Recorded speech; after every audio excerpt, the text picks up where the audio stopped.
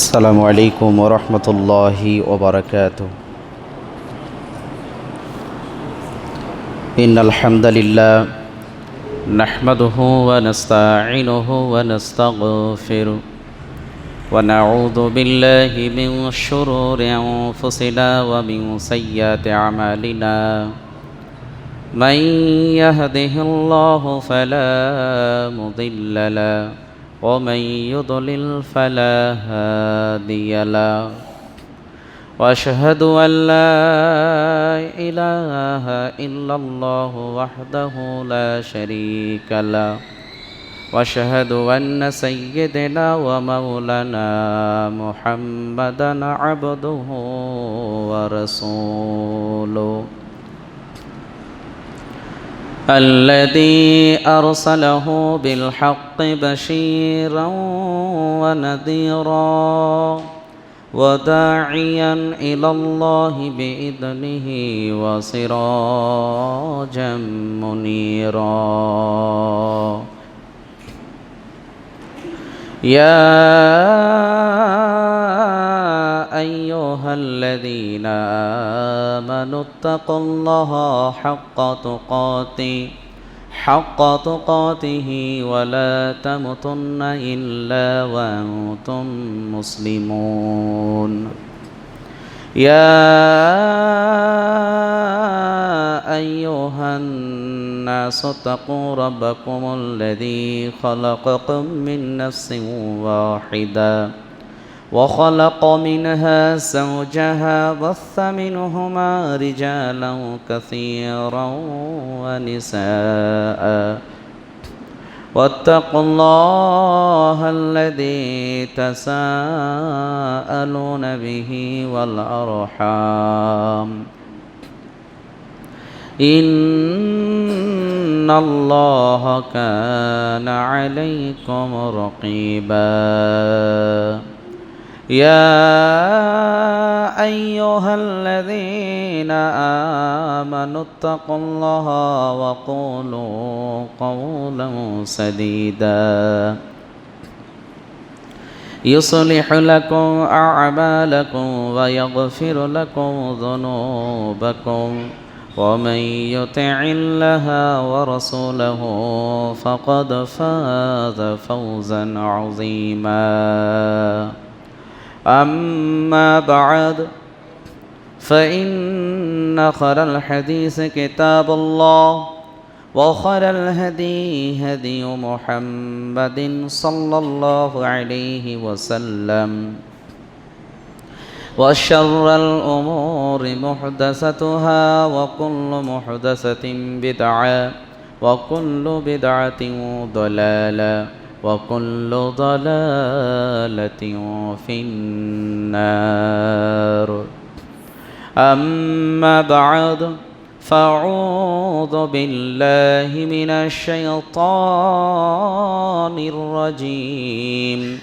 بسم الله الرحمن الرحيم. يا أيها الناس كلوا مما في الأرض حلالا طيبا ولا تتبعوا خطوات الشيطان إنه لكم عدو مبين. وقال النبي صلى الله عليه وسلم في الحديث المبارك وعن أبي بكر رضي الله عنه أن رسول الله صلى الله عليه وسلم قال لا يدخل الجنة جسد غذي بالحرام. رواه البيهقي شعب الإيمان. আমার সম্মুখে বসে থাকা জ্ঞানী গুণী সম্মানিত মুসল্লিবৃন্দ, উপরে পর্দার অন্তরালে বসে থাকা সম্মানিতা মা ও বোনেরা, সর্বপ্রথম প্রশংসা আছে আল্লাহ রব্বুল আলামিনের জন্যে, যে আল্লাহ পাক রব্বুল আলামিনের অশেষ রহমতে প্রতি জুমার নেই আজকেও দুনিয়াবি নানান কর্মকে উপেক্ষা করে জামে মসজিদে এসে বসে পবিত্র জুমার দিনের আমল এর উপর বাস্তবায়িত করে জুমার খুতবা শোনার সলাত আদায় করা তৌফিক ইনায়েত করেছেন। সে রব আল্লাহ তাআলা শুকরিয়া কৃতজ্ঞতা আদায় করি। আমরা পুরুষেরা অন্তরের অন্তরস্থল থেকে উচ্চকণ্ঠে, মায়েরা নিম্ন স্বরে আমরা সকলেই বলি আলহামদুলিল্লাহ।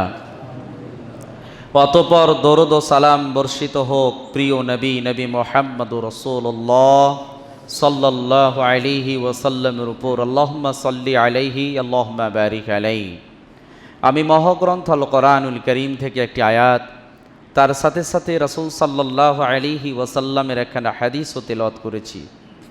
উক্ত তেলাওয়াতকৃত কোরআনের আয়াত হাদিসকে সামনে রেখে আজকে যে টপিক, যে বিষয় নিয়ে কথা বলবো সেটি হচ্ছে হালাল ও হারাম সম্পর্কে ইনশাআল্লাহ মা তৌফিকি ইল্লা বিল্লাহ।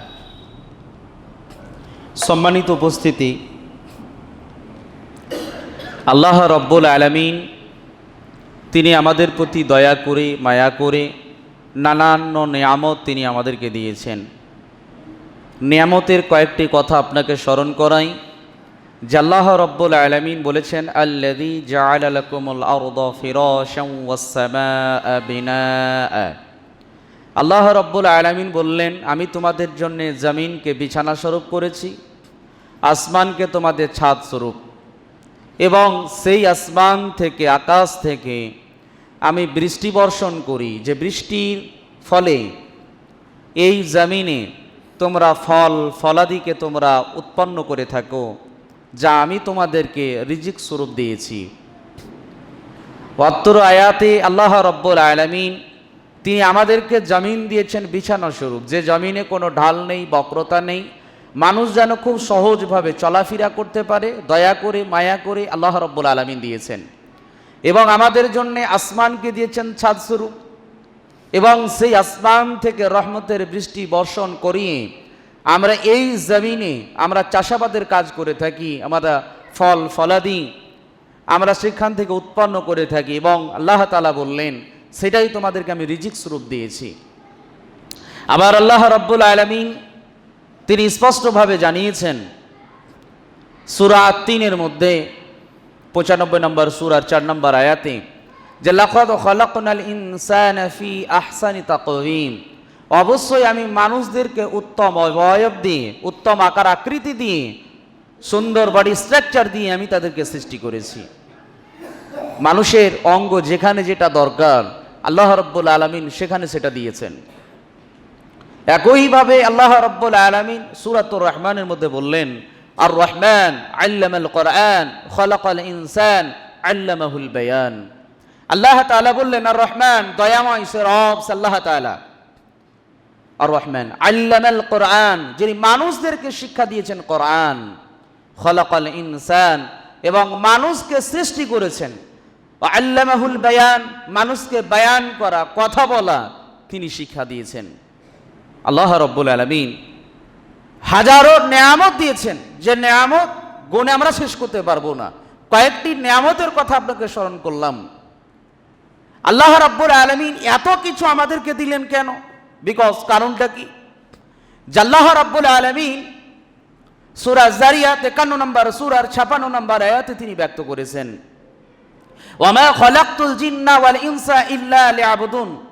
আমি মানুষ এবং জিন জাতিকে সৃষ্টি করেছি একমাত্র আমার দাসত্ব, আমার গোলামি, আমার ইবাদত করার জন্য।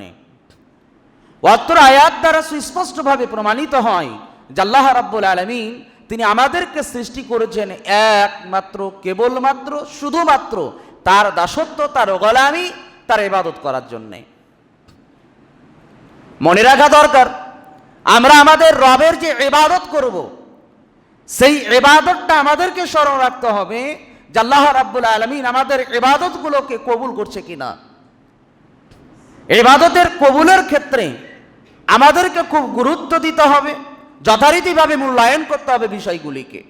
যে বিষয়গুলোকে গুরুত্ব দিয়ে মূল্যায়ন করবেন, আমরা জানি মুসলমান দাবি রাখতে গেলে, নিজকে মুসলিমের পরিচয় দিতে গেলে সালাতবিহীন নিজেকে মুসলিম পরিচয় দেওয়া যাবে না। এক কথায় সালাতবিহীন কেউ নিজেকে মুসলমান দাবি করতে পারবে না। নবী করিম সাল্লাল্লাহু আলাইহি ওয়াসাল্লাম জানিয়েছেন, বাইনাল আবদ ওয়া বাইনাল কুফরি তারকু সালাহ, একজন মুসলিম ও অমুসলিমের মধ্যে পার্থক্য হচ্ছে সালাত, নামাজ। যার জীবনে সালাত থাকবে, নামাজ থাকবে, সেই ব্যক্তি মুসলিম। যার জীবনে 5 ওয়াক্তের সালাত নেই, নামাজ নেই, সে নিজেকে মুসলিম দাবি করলেও সে কিন্তু মুসলমান নয় রাসূল সাল্লাল্লাহু আলাইহি ওয়াসাল্লামের ভাষা অনুযায়ী।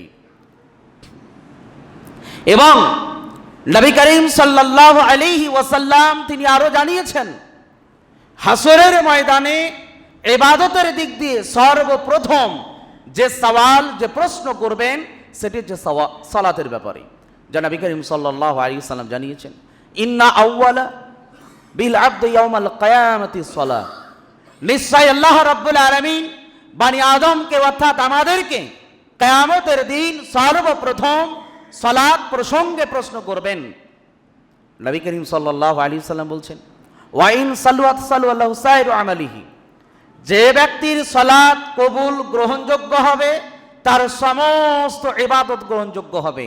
ওয়া ইন ফাসাদাত ফাসাদা সাইরু আমালিহি, যার সালাত কবুল গ্রহণযোগ্য নয় তার কোনো ইবাদতই গ্রহণযোগ্য নয়, কার নিকটে? আল্লাহ তাআলার নিকটে। তাহলে এই হাদিস দ্বারা সুস্পষ্টভাবে প্রমাণিত হয় যে আমরা পৃথিবীতে যে ইবাদতই করি না কেন, সমস্ত ইবাদতের মৌলিক ইবাদত, মূল ইবাদত হচ্ছে সালাত। সালাত যদি থাকে সমস্ত ইবাদতই গ্রহণযোগ্য হবে আল্লাহ তাআলার নিকটে। সালাত যদি না থাকে কোনো ইবাদতই কবুল হবে না। তার মানে বোঝা যায়, নিজকে মুসলমান দাবি রাখতে গেলে, মুসলমানের পরিচয় দিতে গেলে আপনার আমার জীবনে, দৈনন্দিন জীবনে 5 ওয়াক্তের সালাত থাকতে হবে। আমরা সালাত আদায় করি অনেকে, আলহামদুলিল্লাহ। যারা সালাত আদায় করি নিজকে মুসলমান দাবি করি, আভ্যন্তরে বিষয় কি থাকে সেটা তো আলাদা বিষয়। তবে আমরা প্রকাশ্যভাবে 5 ওয়াক্তের সালাত আদায় করি, যেখানে সময় হয় সেখানে আদায় করে থাকি। আমরা মুসলমান, বাহ্যিক দৃষ্টিকোণে আমরা মুসলমান। যারা সালাত আদায় করেন তাদেরকে এবার কয়েকটি কথা। যারা সালাত আদায় করেন না, আপনাকে 5 ওয়াক্তের সালাত যে কোনো মূল্যে আপনাকে আদায় করতে হবে নিজকে মুসলমানের দাবি রাখতে গেলে। এবার আমরা সালাত আদায় করি, মুসলমান, সালাত ছাড়া অন্য কোনো ইবাদত কবুল হবে না। কিন্তু সালাতও কবুল হবে না যদি একটি বিষয় গুরুত্ব আমাদের না থাকে। বিষয়টা কি? আল্লাহ রাব্বুল আলামিন সূরাতুল বাকারা 2 নম্বর সূরার 168 নম্বর আয়াতে স্পষ্টভাবে বলেছেন, ইয়া আইয়ুহান নাস কুলু মিম্মা ফিল আরদি হালালান তাইয়্যিবা, হে পৃথিবীর মানব মণ্ডলী, তোমরা খাও, ভক্ষণ করো, আমি জমিনে যা কিছু হালাল করেছি, পবিত্র করে রেখেছি। আল্লাহ রাব্বুল আলামিন বললেন, পৃথিবীতে জমিনে আমি যেগুলো তোমাদের খাদ্য স্বরূপ দিয়েছি সেগুলো তোমরা খাও, যেগুলো হালাল। শুধু হালাল নয়, তার মধ্যে যেগুলো পবিত্র, পাক পবিত্র, সেগুলো তোমরা ভক্ষণ করো। তারপরে আল্লাহ তাআলা বললেন, ওয়ালা তাত্তাবিউ খুতুওয়াতি শায়তান, তোমরা শয়তানের পদঙ্ক অনুসরণ করো না। ইন্নাহু লাকুম আদুউম মুবিন, নিশ্চয় শয়তান তোমাদের প্রকাশ্য শত্রু, তোমাদের দুশমন। এই আয়াতটিকে একটু ভাবুন। আল্লাহ রাব্বুল আলামিন বললেন যে তোমরা আমি জমিনে যা কিছু তোমাদের জন্য হালাল করেছি সেগুলো খাও। শুধু হালাল থাকলে হবে না, সেটা হতে হবে পবিত্র। আপনার আমার জন্য গরুর গোশত খাওয়া হালাল, আপনার আমার জন্য গরুর গোশত খাওয়া হচ্ছে হালাল। জীবদ্দশায় গরুটিকে যদি বিসমিল্লাহি আল্লাহু আকবার, আল্লাহর জিকির, আল্লাহর নাম স্মরণ করে যদি হালাল করা হয়, তাহলে সেই গরুর গোশত খাওয়া আপনার আমার জন্য হালাল। আবার গরুটা যদি মারা যায়, যতই বিসমিল্লাহি আল্লাহু আকবার বলে আমরা খাই না কেন, সেটা অপবিত্র, আপনার আমার জন্য হালাল নয়। একইভাবে কেউ যদি আল্লাহ নাম ব্যতি রেখে অন্য কাউরির নামকে স্মরণ করে গরুটিকে হালাল করে, তবু আপনার আমার জন্য হালাল সেটা নয়, সেটা হবে হারাম, অপবিত্র। তার মানে বোঝা যায়, জমিনে আল্লাহ তাআলা যেগুলোকে হালাল করেছেন, হালাল তো দেখব, তার সাথে পবিত্র দেখব। হালাল এবং পবিত্র দুইটি বিষয়কে স্মরণ রেখে আমরা জমিনে খাবারগুলোকে ভক্ষণ করব। কোনো অবস্থাতেই যেন শয়তানের পতঙ্গ অনুসরণ না করি, অর্থাৎ হালাল হারামের বিবেচনা ছাড়াই অপবিত্র হারাম মালকে ভক্ষণ যদি আমরা করি তাহলে শয়তানের পতঙ্গ অনুসরণ করা হবে। আর শয়তানের অনুসরণ করা মানে আল্লাহ তাআলাকে অসন্তুষ্ট করা, আল্লাহ তাআলাকে রাগিয়ে দেওয়া, যা আপনার আমার কোনো আমল গ্রহণযোগ্য হবে না যদি খাবারগুলো হারাম থেকে যায়। কেন গুরুত্ব দিতে হবে? এটা তো আপনার আমার জন্য। নবী করিম আল্লাহ রাব্বুল আলামিন নবীগণকে পর্যন্ত এই নির্দেশ দিয়েছেন। আপনি খুলেন সূরা আল মুমিনুন 23 নম্বর সূরার 51 নম্বর আয়াত। আল্লাহ রাব্বুল আলামিন কি বললেন? ইয়া আইয়ুহার রাসূল কুলু মিনাত তাইয়্যিবাত, হে রাসূলগণ তোমরা খাও যেগুলো পবিত্র, ওয়ামালু সালিহা, এবং তোমরা নেক সালেহ আমল করো। আল্লাহ রাব্বুল আলামিন নবী করিম সাল্লাল্লাহু আলাইহি ওয়াসাল্লামদেরকে, নবী ও রাসূলগণকে প্রথম নির্দেশ দিলেন তোমরা খাও যেগুলো পবিত্র এবং নেক সালেহ আমল করো। তার মানে বোঝা যায় আমল নেক সালেহ করার আগেই আপনাকে আমাকে পবিত্র এবং হালাল খাবার খেতে হবে। শুধু নেক সালেহ আমল হলে হবে না, নেক সালেহ আমল করার আগেই আপনার আমার যে খাদ্য যে খাবার সেটা হতে হবে হালাল, সেটা হতে হবে পবিত্র। আল্লাহ রাব্বুল আলামিন এই দুইটি আয়াতে সুস্পষ্টভাবে বর্ণনা করেছেন। নবী করিম সাল্লাল্লাহু আলাইহি ওয়াসাল্লামের হাদিসের দিকে যাই। ওয়া নবী হুরায়রা রাদিয়াল্লাহু আনহু قال قال রাসূল সাল্লাল্লাহু আলাইহি ওয়াসাল্লাম ইন্নাল্লাহা তাইয়্যিবুন লা ইয়াকবালু ইল্লা তাইয়্যিবান। আবু হুরায়রা রাদিয়াল্লাহু তাআলা থেকে বর্ণিত, তিনি বলেন নবী করিম সাল্লাল্লাহু আলাইহি ওয়াসাল্লাম বলেছেন যে নিশ্চয় আল্লাহ তাআলা পবিত্র এবং আল্লাহ রাব্বুল আলামিন পবিত্র ছাড়া তিনি কবুল করেন না। ওয়া আন্নাল্লাহা আমারাল মুমিনিন বিমা আমারা বিহিল মুরসালিন, আল্লাহ তাআলা রাসূলগণকে যা আদেশ করেছেন সেই আদেশই তার উম্মাহ মুমিন ঈমানদার ব্যক্তিদেরকে তাই করেছেন। তার মানে আল্লাহ রাব্বুল আলামিন রাসূলগণকে বলেছেন তোমরা হালাল খাও, পবিত্র খাও, সেই নির্দেশ আমাদেরকে তিনি করেছেন যে আল্লাহ তাআলা তিনি নিজে স্বয়ং পবিত্র, আর পবিত্র ছাড়া তিনি গ্রহণ কবুল করেন না। নবী করিম সাল্লাল্লাহু আলাইহি ওয়াসাল্লাম আরেকটি কথা বলছেন, খুব মনোযোগ দিয়ে শুনবেন। সুম্মা যাকারা রাজুলু ইউতিলু সাফ আশআসা আকবারা। নবী করিম সাল্লাল্লাহু আলাইহি ওয়াসাল্লাম বললেন যে একজন মুসাফির ব্যক্তি এলো, যে মুসাফির ব্যক্তি এলেন তার মাথার চুলগুলো এলোমেলো, তার শরীরে যে জামা কাপড় সেগুলো হচ্ছে ধুলাবালি লাগা, ময়লাযুক্ত জামা কাপড়। এমন একজন ব্যক্তি ইয়ামুদ্দু ইয়াদাইহি ইলাস সামাই, সেই ব্যক্তি তার দুইখানা হাতকে আসমানের দিকে করলেন আর বলছেন ইয়া রব্বি ইয়া রব্বি, হে আমার রব, হে আমার প্রতিপালক। সেই ব্যক্তি তার রবের নিকটে দোয়া করছে। নবী করিম সাল্লাল্লাহু আলাইহি সাল্লাম বলছেন ওয়া মাতআমুহু হারামুন, তার যে খাদ্য সেটা হচ্ছে হারাম। ওয়া মাশরাবুহু হারামুন, তার পানীয় পান হচ্ছে হারাম। ওয়া মালবাসাহু হারামুন, তার পোশাক হচ্ছে হারাম। ওয়া গুযিয়া বিল হারাম, তার উপার্জনের মাধ্যম হচ্ছে হারাম। ফাআন্না ইউস্তাজাবু লিযালিক, নবী করিম সাল্লাল্লাহু আলাইহি সাল্লাম বললেন কেমনে তার দোয়া কবুল হবে, গ্রহণ হবে। অর্থাৎ নবী করিম সাল্লাল্লাহু আলাইহি ওয়াসাল্লাম বললেন একজন মুসাফির ব্যক্তি এলো, আবু হুরায়রা রাদিয়াল্লাহু তাআলা বর্ণনা করছেন। মুসাফির ব্যক্তি এসে, আমরা জানি যে নবী করিম সাল্লাল্লাহু আলাইহি সাল্লাম কয়েকজন ব্যক্তির কথা বলেছেন যাদের দোয়াকে আল্লাহ তাআলা কবুল করেন, গ্রহণ করেন, তার মধ্যে একটি হচ্ছে মুসাফির।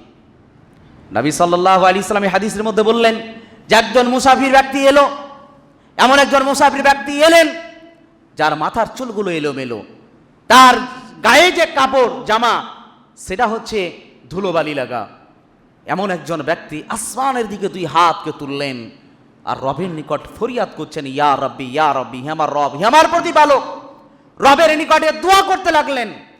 নবী সাল্লাল্লাহু আলাইহি ওয়াসাল্লাম বলছেন তার খাদ্য হারাম, তার পানীয় জল হচ্ছে হারাম, তার পোশাক আশাক হারাম, তার উপার্জনের মাধ্যম হারাম। কেমনে তার দোয়া কবুল হতে পারে?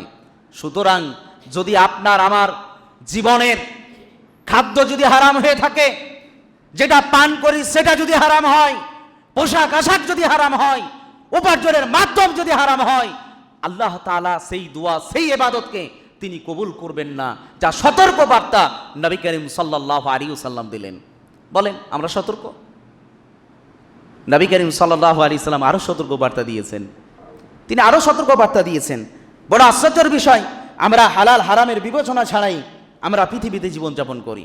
আমরা হারামকে বর্জন করি না, হালালের কোনো তাক্কা পরোয়া করি না, আমরা গুরুত্ব দিই না, মূল্যায়নও করি না।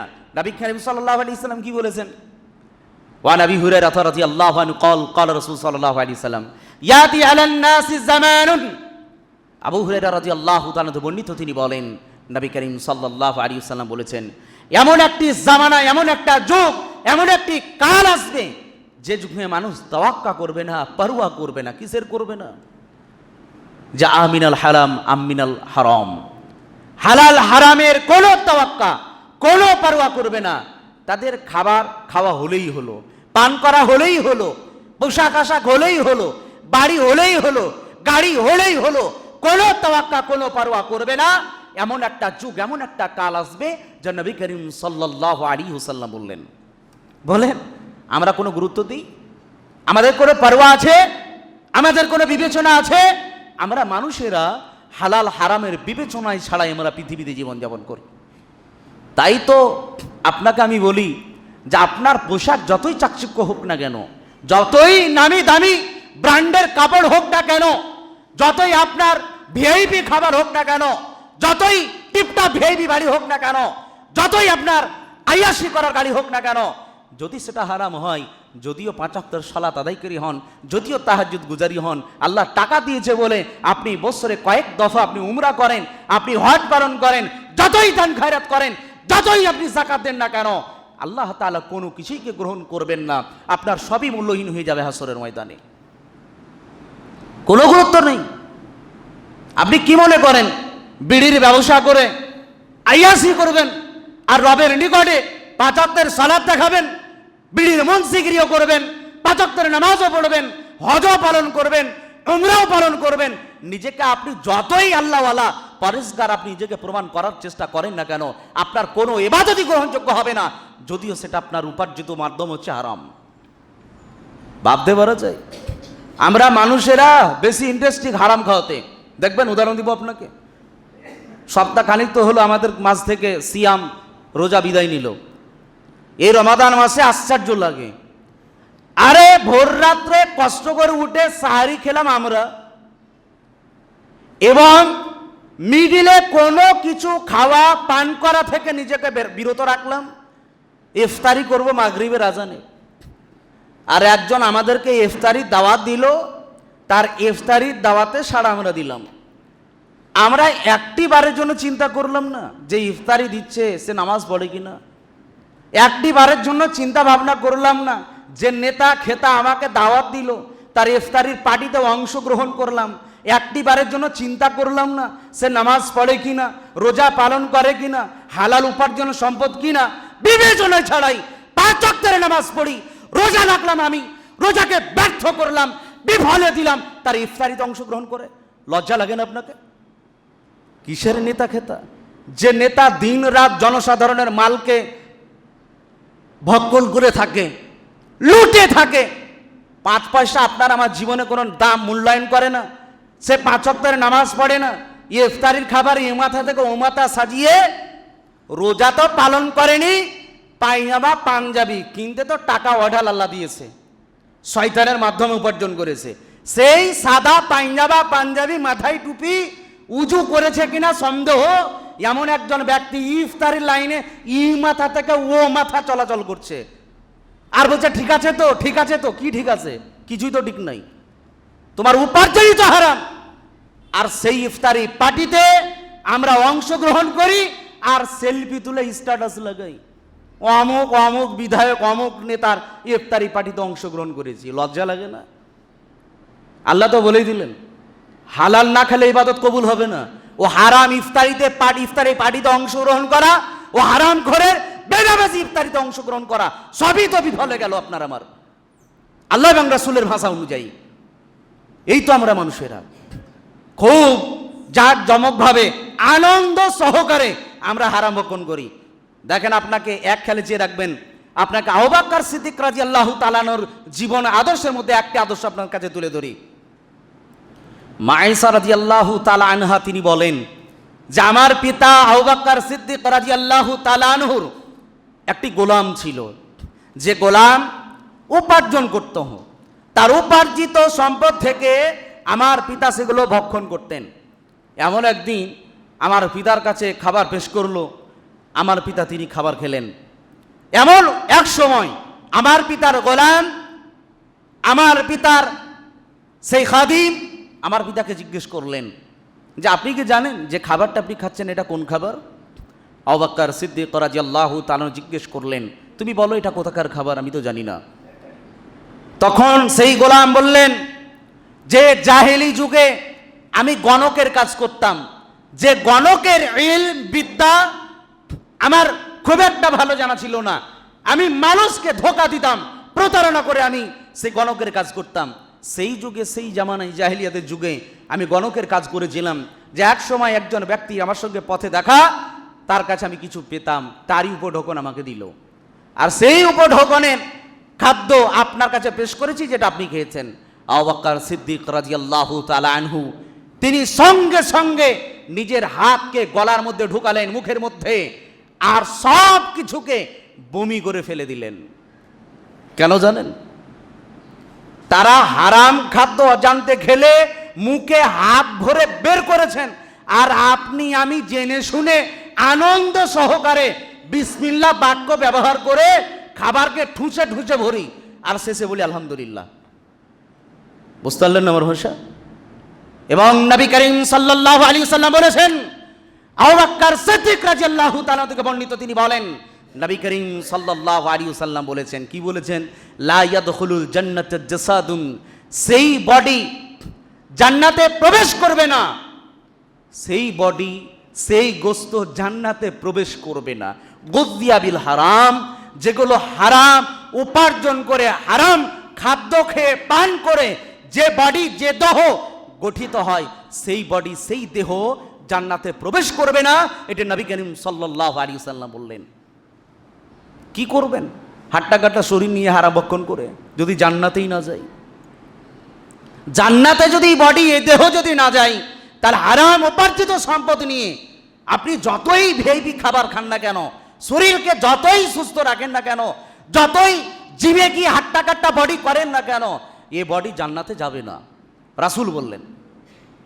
আর আপনি আমি দুনিয়াতে হালাল হারামের বিবেচনা ছাড়াই, বিনা তাওয়াক্কা পরোয়া ছাড়াই আমরা সেগুলোকে ভক্ষণ করে থাকি। আশ্চর্যের বিষয়।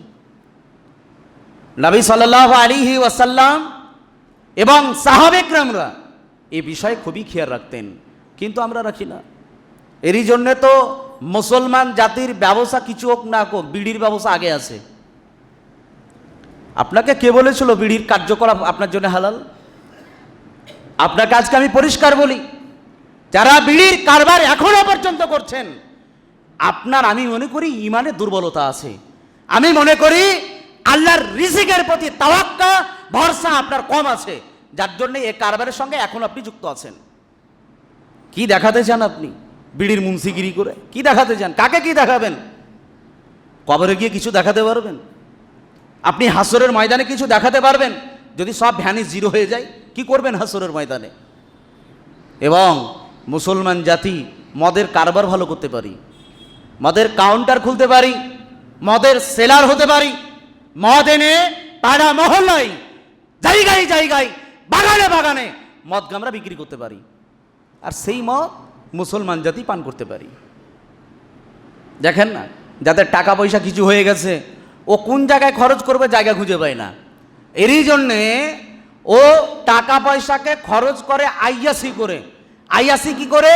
ও আশেপাশে কোথাও নয়, দূর দূরান্ত দার্জিলিং ট্যুরে যায়, ও আপনার হংকংয়ে চলে যায়, দীঘাতে চলে যায়, ভিআইপি ভিআইপি লজ বুক করে, আর সেই হোটেলে থেকে আইয়াসি করে। কি নিয়ে করে? মদ নিয়ে করে। 100% অধিকাংশ মানুষ এদের টাকা পয়সা খরচ করার জায়গা খুঁজে পায় না, তাই আইয়াসি করতে যায় ও জায়গায়। হারাম জায়গায় টাকাকে ছড়িয়ে ছিটিয়ে আসে, মদ দ্বারা পান করে। এবং ভিআইপি ব্যাপার, আমার ভিআইপি বড়লোক মানুষ, আল্লাহ দিয়েছে বলে, আল্লাহ দিয়েছেন, তার জন্যে আল্লাহর শুকুর গুজার করার তার সময় নাই। সিজদায় নত হে আল্লাহর শুকুর গুজার করার নাই, খালি কথায় কথায় আল্লাহ দিয়েছে। ভাই তা আল্লাহ দিয়েছে তো আল্লাহর কাজ করো না, ও শয়তানের কাজ করবে। ও লোককে মদ খাইয়ে, ও আইয়াসি করিয়ে, আরো কোনো টুর্নামেন্ট ধরে ক্রিকেট, ফুটবল ইত্যাদি হারাম কর্মকার্যকলাপে লিপ্ত হয়ে টাকা পয়সাকে খরচ করবে। আর মসজিদের জন্য যান, মাদ্রাসার জন্য যান, টাকা নেই, পকেট ভাঙা। এ হচ্ছে জাতি, এ হচ্ছে জাতি। এরা আশ্চর্যের বিষয়, গুরুত্ব আমাদের নেই। মনে রাখবেন, রাসূল সাল্লাল্লাহু আলাইহি সাল্লাম বলেছেন, হাসরের ময়দানে প্রত্যেক বানি আদমকে 5টি প্রশ্ন যতক্ষণ না করা হবে না, এক পা আগেও যাবে না, এক পা পিছনেও আসবে না। তার মধ্যে একটি প্রশ্ন হবে, মিন আইনা ইকতাসাবাহু, কোথা থেকে তুমি উপার্জন করেছো, ওয়া মা আনফাকাহু, আর কোথায় তুমি খরচ করেছিলে। এই প্রশ্ন হাসরের ময়দানে দুনিয়াতে কেউ করুক আর না করুক, করবেন যিনি, তিনি হচ্ছেন আল্লাহ। আর সেই আল্লাহ আপনাকে প্রশ্ন করবেন, তুমি যে কোটি টাকার মালিক হয়েছিলে, এই কোটি টাকার মালিক কোন পথ থেকে হয়েছিলে। আল্লাহ তো ভালো জানেন কোথা থেকে করেছেন। পৃথিবীর মানুষকে ধোকা দিয়ে রেখেছেন, কিন্তু আল্লাহ জানেন, আল্লাহর কাছে সুস্পষ্ট আপনি কোথা থেকে উপার্জন করেছেন, এর হিসাব আল্লাহকে দিতে হবে। এবং কোন জায়গায় আপনি খরচ করেছেন সেটাও আল্লাহ তাআলা আপনাকে প্রশ্ন করবেন, সেটাও আপনাকে উত্তর দিতে হবে। আপনি প্রশ্নের সম্মুখীন আপনি হবেন, আল্লাহকে কি উত্তর দিবেন এটা আপনি ভালো প্রস্তুতি আপনাকে নিতে হবে, আপনি ভালো জানেন। আল্লাহ আপনাকে জানিয়েছেন রাসূল সাল্লাল্লাহু আলাইহি সাল্লামের মাধ্যমে। সুতরাং পৃথিবীতে যাই কিছু করি না কেন, প্রথম কথা, সুম্মা লাতুসআলুনা ইয়াউমাইদিন আনিন নাঈম, প্রত্যেকটি নিয়ামতকে আল্লাহ স্মরণ করাবে, আর প্রত্যেকটি নিয়ামত স্মরণ করিয়েই আপনাকে প্রশ্ন করা হবে, রবের শুকুর গুজার কতটুকু করেছিল, এর জবাব আপনাকে দিতে হবে। আল্লাহর দাসত্ব, গোলামি, ইবাদত যে কোনো মূল্যে আল্লাহ তাআলার করতে হবে। পৃথিবীর সমস্ত কাজ কর্মকে পিছনে রেখে আপনার জীবনে 5 ওয়াক্তের সালাত নামাজ সামনে থাকতে হবে, এটাই আপনার আসল সম্পদ। এই সালাতবিহীন কোনো ইবাদতই গ্রহণযোগ্য নয়, 1 নম্বর কথা। দ্বিতীয় কথা, সালাত গ্রহণযোগ্য কবুলিয়াতের মাধ্যম আপনার হতে হবে হালাল খাদ্য, হালাল পানি দিয়ে, হালাল পোশাক দিয়ে, হালাল উপার্জনের মাধ্যমে। যদি আপনার জীবনে হালাল হারামের বিবেচনা থাকে, হারামকে যদি বর্জন করতে পারেন, হালাল যদি উপার্জন করতে পারেন, তাহলে আপনার জীবনের সফলতা পরকালে আছে হাসরের ময়দানে। দুনিয়াতে থাক আর না থাক, হারামে কখনো বরকত থাকে না, হারামে কোনো সময় বরকত থাকে না, হালালেই বরকত থাকে, হালালেই শান্তি পাওয়া যায়, যেটা আল্লাহ তাআলা এবং নবী করিম সাল্লাল্লাহু আলাইহি ওয়াসাল্লামের দাবি। সুতরাং খুব সতর্ক থাকেন। ইবাদত তো করতে হবে, ইবাদতবিহীন মুসলমান থাকা যায় না। রবের সন্তুষ্টি অর্জনের জন্য আপনার আমার রবের দাসত্ব, গোলামি থাকতে হবে। 2, শুধু ইবাদত নয়, ইবাদতের আগে যেটা খাই, পান করি, যেটা পরিধান করি, যেটা উপার্জনের মাধ্যম, সেটা তবে হালাল যদি থাকে, তবে ইবাদত কবুল হবে, দোয়া কবুল হবে। মগর আমরা এমন একজন ব্যক্তি, সব কিছু খাই বিবেচনা ছাড়াই, এরই জন্য রবের নিকট হাজারো দোয়া করলে দোয়া কবুল হয় না। তার কারণ হলো হালাল হারামের বিবেচনা নেই বলে। খুব গুরুত্ব, বিশেষ করে মসজিদে যারা ইমাম থাকবেন তাদের প্রতি গুরুত্ব দিবেন। যথারীতি যে ইমাম থাক না কেন, সেই ইমামকে যথারীতি গুরুত্ব দিয়ে মূল্যায়ন করতে হবে। ইমাম চুজ করার ক্ষেত্রে খুব সতর্ক থাকতে হবে। এমন একজন ইমামকে নিযুক্ত দিবেন যার ইলম, বিদ্যা, বুদ্ধি আছে, কোরআন হাদিস মোতাবিক কথা বলে, যারা সালাফদের নীতি মেনে চলে, যাদের ব্যক্তিগত জীবনে তাকে তাকিয়ে দেখলে মাথা থেকে নিয়ে পায়ের তালু পর্যন্ত রাসূলের আখলাক, চরিত্র যেন বোঝা যায়, যেটা রাসূলের অনুসারী একজন ইমাম, তাকে আপনি দেখবেন, আখলাক চরিত্র যেমনটা দেখবেন, তার ইলম দেখবেন, এবং যথারীতি তাকে গুরুত্ব দেওয়ার চেষ্টা করবেন, মূল্যায়ন করার চেষ্টা করবেন। সমাজে বড় হতভাগা সমাজ, অধিকাংশ সমাজ ইমাম চুজ করে জানা তা না, ইমামের আখলাক চরিত্র ঠিক থাকে না, ইলম বুদ্ধি থাকে না, কম টাকা ইমাম পাওয়া যায় তাই নিযুক্ত দেয়। এত বড় সমাজ, যে সমাজে একটি ইমামকে গুরুত্ব দিয়ে মূল্যায়ন করতে পারে না, ইমামকে নিযুক্ত দিবেন যে সেই সুন্নাহর আলোচনা করবে, বলিষ্ঠ কণ্ঠে আপনাকে বলে জাতির ব্যাধি রোগকে ধরে জাতি সংস্করণের জন্য কাজ করবে। শুধু মেম্বারে দাঁড়িয়ে বড় বড় কথা নয়, প্র্যাকটিক্যাল জগতে নেমে মানুষের দ্বারে দ্বারে গিয়ে, ডোর টু ডোর গিয়ে মানুষের সঙ্গে মিশে হাসি খুশি হয়ে রাসূলের আদর্শ মেনে নিয়ে তাকে দাওয়াত দিবে তাওহীদের পথে। তাকে নামাজের কথা বলবে। শুধু মেম্বারে দাঁড়িয়েই বড় বড় কথা বলাটাই শেষ নয়। রাসূল যেমন দাঁড়িয়ে কথা বলতেন, তেমনি ব্যক্তিগত জীবনে মানুষের সঙ্গে মিশে মানুষের ইসলাহ সংশোধনের কাজ করতেন, অমুসলিমদের কাছে দাওয়াত দিতেন তিনি। এ কাজ থাকতে হবে। ইমাম চুজ করার ক্ষেত্রে গুরুত্ব দিয়ে মূল্যায়ন করার চেষ্টা করবেন। এটা যদি করি তাহলে সোসাইটি, সমাজ আমাদের ডেভেলপ, উন্নতি হবে, ইনশাআল্লাহ হবে। সমাজ উন্নতির জন্যে আর একটি কথা, কোনো ইমামের অন্ধ অনুসরণ নয়। একটি কথা মনে রাখবেন, আপনার আমার জীবনে বিশেষ করে এই মসজিদে অনেক ইমাম গেছে, এসছে, গেছে, আরও কেউ আসবে, আরও কেউ যাবে। মনে রাখবেন, রিজিকের মালিক হচ্ছেন আল্লাহ তাআলা। রিজিকের মালিক কোনো সোসাইটি, সমাজের লোক নয়। রিজিকের মালিককে আল্লাহ তাআলা। যার যেখানে যতদিন রিজিক থাকবে, হাজারো মানুষ বিরোধিতা করলেও তার সেখানকার রিজিক থেকে তাকে বিরত রাখতে পারবে না। আর যদি রিজিক না থাকে, হাজারো মানুষ চেষ্টা প্রচেষ্টা চালানোর পরেও সে জায়গায় কিন্তু রিজিকের ব্যবস্থা করতে পারবে না, যেহেতু আল্লাহ রাখেনি তাই হবে না। এটা মনে রাখবেন। এবং মনে রাখবেন, কোনো কাউরির কারণে সোসাইটি, সমাজে কোনো সময় ফিতনা ছড়াবেন না। সমাজের লোক আপনারাই থাকবেন, ভালো মন্দ আপনাদের ভিতরে, আপনারা চেষ্টা করবেন। এক কথা, সর্বোপরি কথা মনে রাখবেন, রিজিকের মালিক আল্লাহ। আল্লাহ যার যতদিন রাখবে সে ততদিন খাবে, আর রিজিক নাই চেষ্টা করেও হবে না। তবে সোসাইটি, সমাজ আপনারই থাকবে, আপনারাই থাকবেন, সেই দিকে গুরুত্ব দিবেন। সোসাইটি, সমাজে কোনো সময় ফাটল যেন না ধরে। আল্লাহ তাআলা খুব গুরুত্ব দিয়েছেন, নবী করিম সাল্লাল্লাহু আলাইহি সাল্লাম গুরুত্ব দিয়েছেন যে আমাদেরকে এক হয়ে থাকতে হবে, এবং একটা হতে হবে শুধুমাত্র রবের সন্তুষ্টির জন্যে, রাসূলের আদর্শকে মেনে নিয়ে। সুতরাং আগামী দিন যেন ভালো থাকে, আগামী দিনে যেন আমাদের সোসাইটি, সমাজ আরও ডেভেলপ, উন্নতি হয়, আমাদের শরীয়তের দৃষ্টিকোণে এবং আমাদের সামাজিক, পারিবারিক সর্বক্ষেত্রে যেন আমাদের ডেভেলপ, উন্নতি হয়, সেদিকে চেষ্টা প্রচেষ্টা আপনাদেরকে চালাতে হবে। রবের নিকটে দোয়া করি, আল্লাহ তুমি আমাদের সকলকে হালাল হারামের গুরুত্ব দিয়ে হারামকে বর্জন করে হালাল ভক্ষণ করা তুমি তৌফিক দাও, আল্লাহুম্মা আমিন। আল্লাহ তাআলা আমাদের সকলকে 5 ওয়াক্তের মুসল্লি, নামাজি হিসেবে ইখলাস, আন্তরিকতার সঙ্গে পাক্কা মুসল্লি হওয়া তুমি তৌফিক দাও, আল্লাহুম্মা আমিন। আল্লাহ তাআলা যতদিন জীবিত রাখবে তোমার ভয় ভীতি নিয়ে রাসূল সাল্লাল্লাহু আলাইহি ইসলামের আদর্শ অনুকরণ করে জীবন যাপন করা তুমি তৌফিক দাও, আল্লাহুম্মা আমিন। আল্লাহ তাআলা আমাদের ভিতরে যারা অসুস্থ রয়েছে তাদেরকে তুমি সুস্থতা দান করো, আল্লাহুম্মা আমিন। আল্লাহ তাআলা আমাদের ভিতরে যারা ঋণগ্রস্ত তাদের ঋণকে তুমি মুক্ত করা তৌফিক দাও, আল্লাহুম্মা আমিন। আল্লাহ তাআলা আমাদের যখন মৃত্যু দিবে তুমি আমাদেরকে প্রকৃতপক্ষে মুমিন মুসলমান হয়ে তোমার সর্বশ্রেষ্ঠ কালেমা লা ইলাহা ইল্লাল্লাহ, এই কালেমাকে পাঠ করে মৃত্যুবরণ করা তুমি তৌফিক দিও, আল্লাহুম্মা আমিন।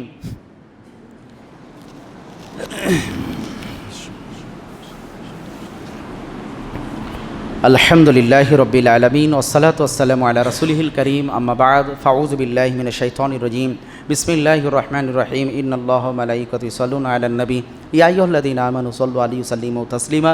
আল্লাহুম্মা সাল্লি আলা মুহাম্মাদিন ওয়া আলা আলি মুহাম্মাদ কামা সাল্লাইতা আলা ইব্রাহিম ওয়া আলা আলি ইব্রাহিম ইন্নাকা হামিদুম মাজিদ। আল্লাহুম্মা বারিক আলা মুহাম্মাদিন ওয়া আলা আলি মুহাম্মাদ কামা বারাকতা আলা ইব্রাহিম ওয়া আলা আলি ইব্রাহিম ইন্নাকা হামিদুম মাজিদ। সুবহানা রাব্বিকাল ইজ্জাতি আম্মা ইয়াসিফুন ওয়া সালামুন আলাল মুরসালিন ওয়ালহামদুলিল্লাহি রাব্বিল